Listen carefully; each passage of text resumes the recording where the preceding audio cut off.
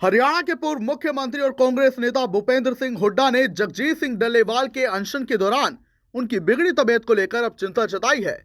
साथ ही उन्हें सरकार को किसानों की मांगे मानकर इस मामले का समाधान निकालने के लिए कहा है। वहीं उन्होंने सरकार से एमएसपी लागू करने की भी बात कही है। सुनिए क्या कुछ बोले भूपेंद्र हुड्डा।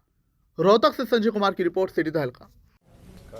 क्या इशू है पहले बताओ। चलो जी सर, वही मुद्दा एमएसपी की मांग को लेकर डल्लेवाल ने ये कहा है कि जब तक एमएसपी लागू नहीं होगी उनका आमरण अनशन खत्म नहीं होगा, चाहे उनकी जान। देखिए, उसकी स्थिति गंभीर है डल्लेवाला जी की, और ये मामला कोई नया नहीं है। किसानों की पहले से भी मांग थी। जब 3 कानून पे बात हुई, जब 3 कानून आए थे सरकार ने वापस लिए, उस टाइम बात हुई, उस टाइम ये कंडीशन थी और उनको आश्वासन दिया गया था कि भाई एमएसपी की कानूनी गारंटी नहीं, और C2 50% स्वामीनाथन का फार्मूला लागू करेंगे। वही एक रास्ता है किसानों को कर्जे में डूबने से बचाने का।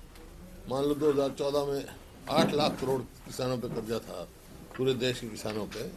अब वो 25 लाख करोड़ से भी ज़्यादा हो गया, बल्कि 26-27 लाख करोड़ हो गया होगा। तो किसान कर्जे में डूबता जा रहा है। तो उनसे तुरंत बात करके सरकार को चाहिए, डल्लेवाला जी के गंभीर स्थिति है, उनसे बात करके इस बातचीत के द्वारा समाधान निकालना चाहिए। इसी मुद्दे को लेकर के राज्यसभा सांसद रामचंद्र जांगड़ा ने जो स्पीच दी कि हमारे यहाँ से 700 लड़कियां गायब हो गई और वही जिम्मेदार हैं हमारे यहाँ नशे का कारोबार, नशे का जो युवाओं में प्रचलन है। देखो, कोई भी जिम्मेवार पद पे कोई भी व्यक्ति बैठा हो, उसको जिम्मेवारी से ही बात करनी चाहिए। आज अब चौटाला भी जा रहे हैं खनौरी में डल्लेवाल से। हाँ, चलो जाएंगे। हम तो सभी समर्थन कर रहे हैं। हम तो शुरू से, मैं तो जो ये बनाया था वर्किंग ग्रुप, उसमें भी मेरी रिकमेंडेशन थी, बहुत सारी मान ली गई थी और इन प्रोसेस थी, तो मानने की बात थी।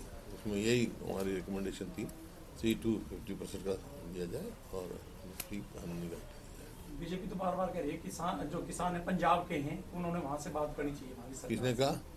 बीजेपी कह रही है, तमाम नेता। देखिए, किसान पंजाब का हो, हरियाणा का हो, यूपी का हो, मांग उनकी वाजिब है। जो बात थी उनकी थी। हमारी कांग्रेस पार्टी का भी यही फैसला है। अगर कांग्रेस पार्टी की सरकार आती तो ये फैसला था भी एमएसपी की लीगल गारंटी देंगे और स्वामीनाथन C2 फार्मूला पर 50% प्लस 50% के ऊपर उनको देंगे। कांग्रेस की ये रायपुर में अधिवेशन हुआ था, उस कमेटी का अध्यक्ष मेरे को बनाया गया था और पूरी AICC में ये प्रस्ताव पास हुआ था। सर, 1 नेशन 1 इलेक्शन की तरफ देश जाने की प्रक्रिया में लग गया और ये कहा जा रहा है कि इसी सेशन में बिल आएगा उस चीज को लेकर। खैर, क्या नई बात तो नहीं। 52 में भी एक ही इलेक्शन होता था, 57 तक होते थे, तो बाद में हुए कोई कारण होते। अभी आएगा बिल, देखेंगे क्या बिल लेके आते हैं। सर, आंसू गैस के गोले दागे जा रहे हैं, लाठीचार्ज हो रहे हैं, किसानों को आगे क्यों नहीं जाने दिया? देखिए, वही मैं कह रहा हूँ, ये अप्रजातांत्रिक है। कोई भी प्रजातांत्रिक देश में कोई भी अपनी बात रख सकता है।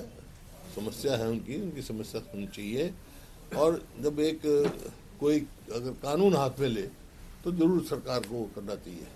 पहले उनसे रखा गया, भाई ट्रैक्टर ट्रॉली मत लेके आओ, वो मान गए। अब तो पैदल आ रहे थे, पैदल आने में भी क्या तकलीफ थी उनको आना देना चाहिए था, ताकि अपनी बात सुने, अपनी बात करें। दिल्ली में बात करने आए, जहाँ पे भी जाना चाहिए, सबका अधिकार है अपना बात कहने का। और सरकार के ये जिम्मेवारी बनती है सबसे बात करके जिसका समाधान निकाले। सर, अभी तक के कार्यकाल को किस तरीके से देखते हैं? जो हरियाणा में मौजूदा सरकार बनी है, तो अभी तक का कार्यकाल देखा जाए शुरुआती दौर का, तो किस तरीके से? अभी नहीं पता लगा आपको कार्यकाल का? कार्यकाल देखो ना, HPSC में करोड़ों रुपए पकड़े गए। ये जो ये रोजगार निगम बना रखा है, इसके MD को हुआ, SS कमीशन के चेयरमैन पे शक की गई।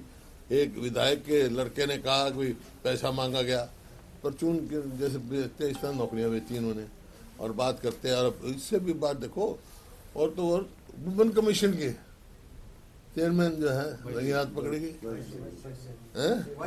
हाँ वाइस चेयरमैन रंगे हाथ पकड़ी गई, अरेस्ट होगी। तो भ्रष्टाचार का तो आप देख ही नहीं। कोई भी इनको कोई प्रदेश की कोई बड़ी संस्था लेके नहीं आई है, एक यूनिट बिजली की नहीं बढ़ाई, एक पोल जो है मेट्रो का नहीं लगाया, 1 इंच रेलवे लाइन नहीं बढ़ाई, कोई भी विकास का कार्य नहीं किया। जितने नेशनल हाईवे बने हैं जो ये कह रहे हैं 90% से ज़्यादा हमारे समय के मंजूर हैं और सब ज़मीन भी उस टाइप की ली गई है। ये IMT आप देख रहे हो, IMT हमने NCR केस में बनाई थी, फरीदाबाद, मानेसर और आपका सोना, रोहतक, खरखौदा, ये NCR में, ताकि उसका लाभ पहुंच के इंडस्ट्रियलाइजेशन में लोगों को यहाँ जो रोजगार मिले और प्रदेश की आमदनी बढ़े। लेकिन वो वहीं की वहीं है, खाली पड़े हैं एक मानेसर को छोड़ के। नगर निकाय के चुनाव होने हैं अभी, तो कांग्रेस उसको लेकर कैसे तैयार है कांग्रेस? क्या सिंबल पर चुनाव लड़ेगा ये सर? हाँ, पार्टी में चर्चा करेंगे। वैसे कॉर्पोरेशन का तो सिंबल भी लड़ते हैं, मेयर का। आप भी खनौरी बॉर्डर पर जाएंगे सर? इस तरह मैं तो कह रहा हूँ, मैं जो जाऊँगा जरूरत पड़ी तो वहाँ भी जाऊँगा, लेकिन पहले इनको आने देना चाहिए।